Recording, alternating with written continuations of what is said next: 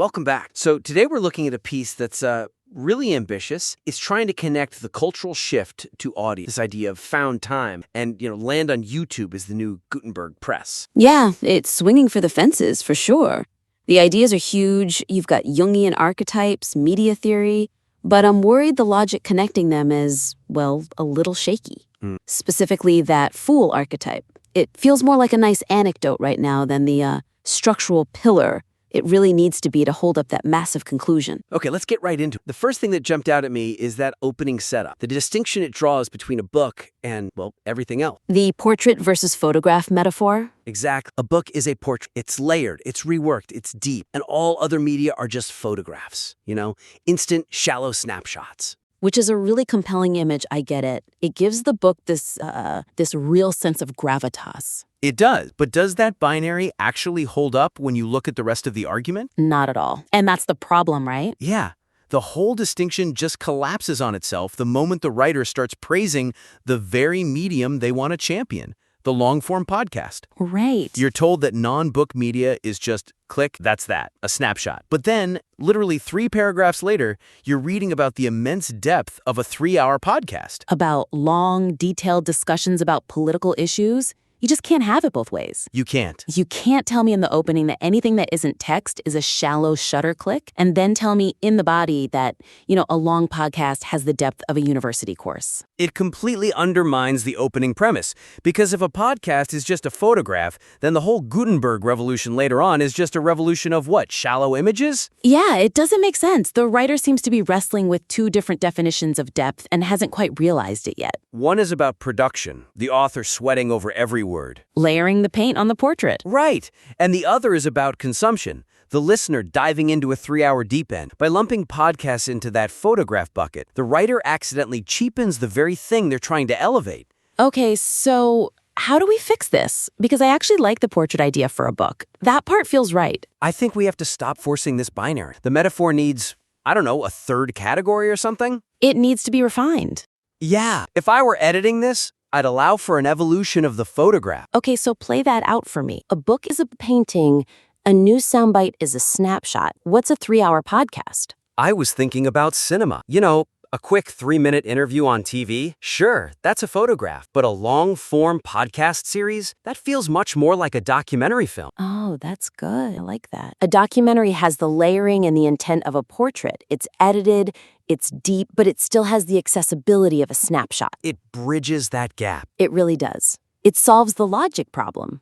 Because right now, the draft says a book lets you think and then rethink. That's its mechanism for death, but it never really identifies the mechanism for the listener of a podcast. If you just call it a photograph, you're implying there's no rethinking. It's just looking. Right. So the fix is to explicitly contrast the rethinking of a book with, say, the conversational exploration of a podcast. So it's not about depth versus speed anymore. Exact. You could frame it like a book is a portrait where the artist controls every brushstroke. A long-form podcast is a landscape where the speakers and the listener explore the terrain together.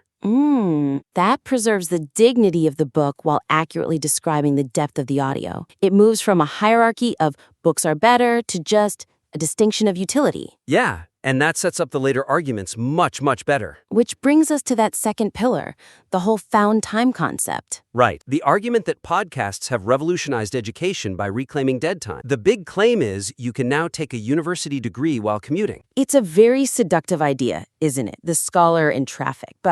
And I have to ask this, is the writer just conflating the availability of time with the quality of the attention paid during that time? That is the absolute core weakness of the sect. The draft just assumes that access to information equals retention. It says because a podcast is playing while you wash dishes, you are essentially doing university work. But we just established that reading is about this active process of thinking and rethinking. And does that really happen when you're trying to merge onto the highway? I would argue, probably not. Or at least not in the same way. The draft just brushes right past this cognitive trade-off. It does. It tries to rebut the fragmented attention span idea by just pointing to the duration of the content. Yeah, the argument is basically, look, this episode is 3 hours long, so attention can't be fragmented. But that's a leap. Duration doesn't equal attention.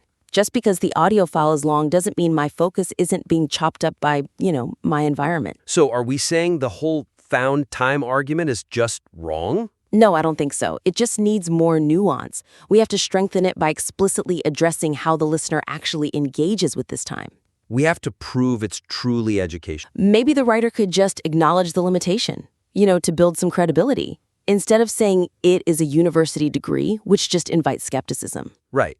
Maybe phrase it as, it's the exposure that was previously reserved for the university. Or you could get even more concrete about the type of engagement. You could argue that while your attention is physically fragmented, your eyes are on the road, the conversational flow of a podcast is actually designed to hold auditory attention in a way a dry textbook just can't. That's a great distinction. The text mentions that people are listening to difficult things. So I think the suggestion is to respond to the counter-argument not with the length, but with the complexity of the topics. Yes, give a real example of the content being retained.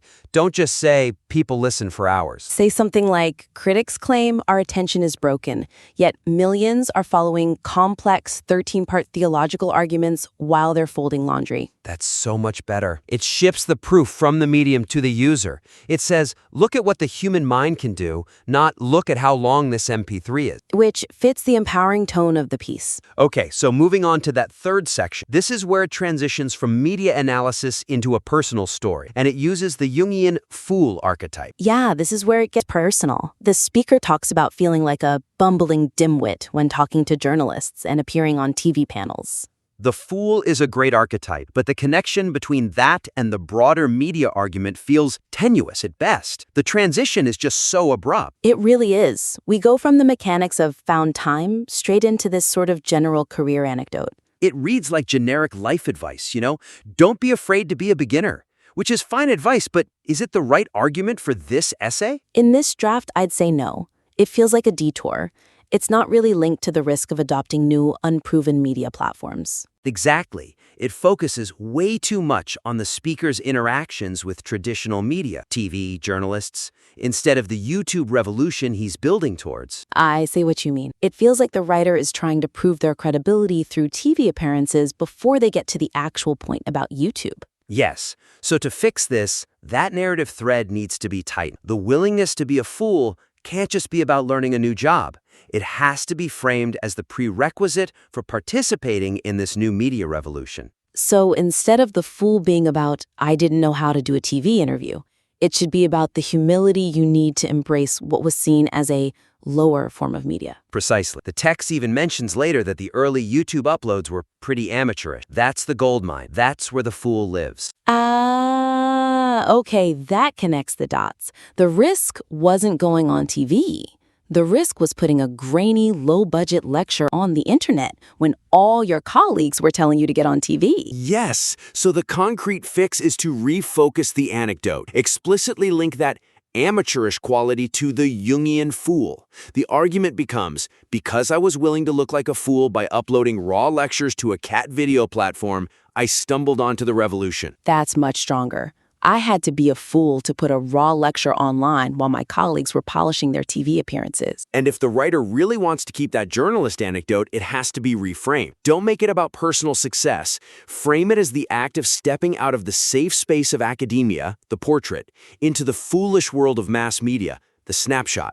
I like that. The fool becomes the traveler between the portrait world and the snapshot world. It ties the personal story right back to the opening metaphor. It stops being a story about my career and becomes a story about how we bridge the gap between deep thought and mass media. Which brings us to the grand finale, the conclusion, where the writer plants a flag and says, this is a Gutenberg Revolution. Huge claim. It's a high-impact ending, for sure. But does the writer earn it? I'm not so sure they do. The text just leaps from a vanity metric hitting 1 million views directly to this massive historical shift. The speaker talks about doing a touchdown dance because of the numbers, and then immediately pivots to YouTube is the printing press. The emotional reaction just kind of swallows the intellectual justification. 1 million views is a statistic. The Gutenberg press altered civilization.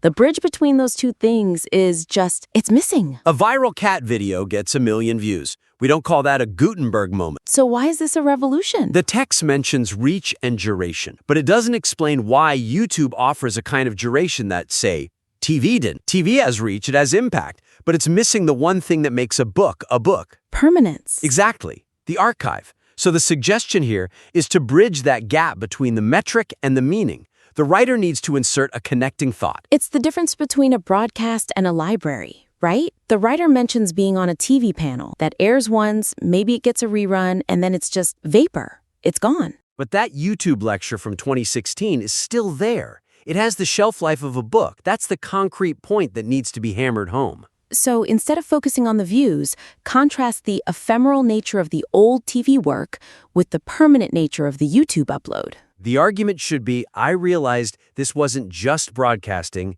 this was publishing. You add that one distinction, and the leap to the printing press suddenly feels logical, not just emotional. You're not just a guy with a lot of views anymore. You're an author who found a new way to print. And that actually circles all the way back to our very first point about the portrait, doesn't it? If the video is archived forever, it allows for that rethinking and rewatching that the text initially claimed was exclusive to books. It becomes a portrait over time. Wow. It ties the whole piece together. Consistency is restored. It becomes a unified theory of modern media, not just a collection of interesting observations. Okay, so let's wrap this with a clear plan for the writer. We've got 4 main areas for renovation. First up, the metaphor. Stop trapping yourself in a binary. Don't define non-books as mere snapshots.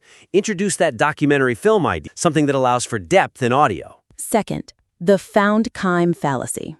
Right. Don't just claim it's a university degree. Acknowledge the cognitive trade-off. Prove the point by highlighting the complexity of the content people are retaining, not just the hour. Third, that narrative arc. Tightening the fool story. Connect the archetype to the risk of the platform, choosing YouTube, not the anxiety of a career move. You were a fool for choosing the new thing, and that's why you won. And finally, the ending. Earn your Gutenberg moment. Explain that it's the printing press, not because of the views, but because of the archive. It's about permanence, not just popularity. And I'd add one last thing. Watch out for that touchdown dance in the writing itself. When you feel you have a winning point, like that 1,000,000 views number, that's exactly when you need to be the most rigorous and explain why it matters. This piece has the potential to be a really definitive take on digital media. It just needs that structural steel to hold it all up. We'd love to see the next draft. Absolutely. It's a big argument. Make sure the foundation is just as big. That's all for this critique.